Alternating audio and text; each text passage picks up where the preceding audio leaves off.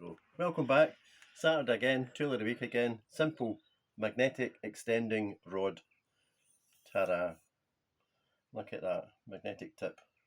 This will get you out of lots of trouble when you drop that screw into somewhere that you can't get your hand in to pick it up.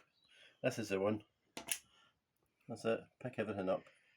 It'll hold it in place where you get if you can't reach it, you can start it off.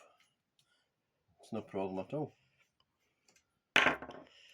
Now, I dare say if you use one at the fountains, you could catch the pound coins if you were lucky, if you went fishing.